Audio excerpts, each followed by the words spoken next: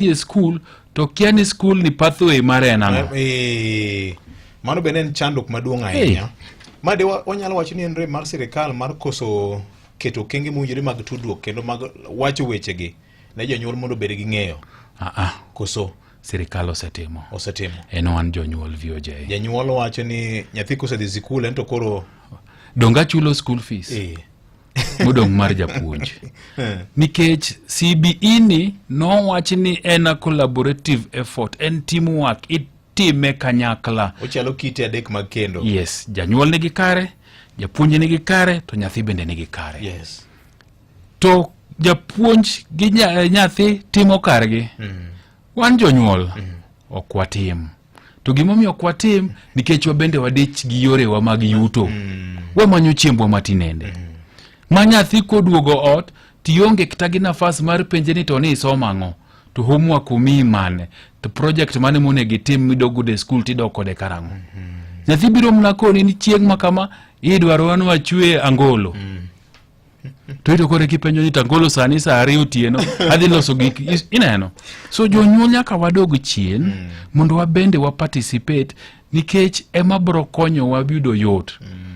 Mar pathways ma sikunde madhiegi bende makosa nitie ni jonyuol mang'eny podo moka moke wige ni nyathina nyaka dhi some sikul maber. Negi yiero nying sikul. Yes. Ok pathways mabedo offered e sikunde go. Janyuol oramarama ni nyathina ni nyaka soma Alliance. Nyathina ni nyaka dhi mna Maranda. Anna somo Ramba, wuda ni nyaka dhi Aramba. Ineno. Nyaka dhi Homa Bay High, mane sikul, Agoro Sare, mane sikul. Tiyudo ka japuonj mano opuonjo nyathini kuom higni 9 gi ong'e strengths mage, tekone ni kanye. Nyalo mar nyathini kanye. Oken sciences makori dwa tere no dhi otema ng'owa sciences gi. Tibro do ka nyathini dhi skundni nying bernde, nyathina somo Alliance, nyathina somo Mangu, to strengths ma nyathini onge, koro nyathi struggle e school. So nyaka wadog chien kaka jonyuol mondo wakawe time mondo wang'e ni CBE ni to ting'ang'o tang'o giri midwaro wa kaka janyuol. Nikech kok watimo mano to wadhi bedo gi chandruok ariyo mbele ka. Wadhi bedo gi nyithindo mang'eny manie sikunde mok gidwa. Nikech jonyuol noko ni nyako somo e sikul. To gimarach en ni jonyuol bendo yie chulo pesa kokonegi ni chul pesa makama mondo mi nafas ne. Iye mondo manano gombaka ni nyathina ni Alliance ni Mangu, nyathina ni Maranda, nyathina ni Maseno, ineno. So mane makosa ma wajonyuol watimo. To koro nyathini tiere sikundne to nyathi strengths gene ni arts. Nyathini winjo tuke, opera, ng'ogiri, music gene. To koro kidhi kucha tikete lab. Stem yawa. Morne kadisi. Morne. Koro nyathini e sikul to chunye oko hero gik madhi mbele sikul go. Nikech sama gisomo e grade 8 gi grade 9 to gisechako ng'e weche pathways gen. Yes. Mabende kineno be egwelo ga nyaka janyuol e sikul. Adima dhe. Gima nyocho mako dhoga higa mokalo giga ne. Kochakre tarik 5 thothne na dhi sikul mang'eny kabisa. To aduga fwenyo ni ahinya jonyuol machuo tin e buche ma iluonge sikunde wa. Jonyuol mamine dwa bedo mang'eny. Ng'eny. Ko luong buch sikul to mine. Wan wadich ga sate. Wamenyo. To VOJ en menyo nadi mok wanya kawe kata seche 3 odiochieng' to wadwa bede sikul to wawinj gima timore. To wamenyo ne ng'a? To ok nyithindo gima menyo negi. To kwa kia gima gitime sikul to kar wamenyo nang'o. Jonyuol nyaka wadog chien. Mondo wapenjere ni to role mane mwadwa tiyo. To maduong' moloyo VOJ mondo wadoge gima ne wawacho cha. Yes. En ni nyaka koro wa organize kako oganda. Jok matime nyaka koro puonj jok mapodonge godo.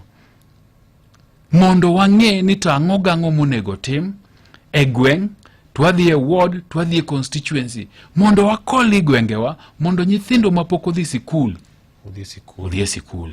Nikech ing'e ni samoro bende yudo japuonj maduong' e sikunde gima very lenient. Yes. Oko ni nyathini kuyudo ne uniform. To yudo ne gik monya tiyo godo mopogore gi school fees. Tabro rwako nyathini asto school fees koro manye bang'e mondo chak somo. Okay. Nikech basics inyalo bedo ni nyathi yudo ne school fees, yes. to onge uniform. To sikul mar boarding ting'eni dwaro mattress. Sikul mar boarding ing'eni nyathini dwaro gi towel. Nyathini dwaro gi pat. Git moko matindo tindo mokonyorego. Idware gi vest. Mosquito net. Gik makamago. So wanyaka wang'iye ni to kaka nyithindo gidhi skul. School fees kanitie.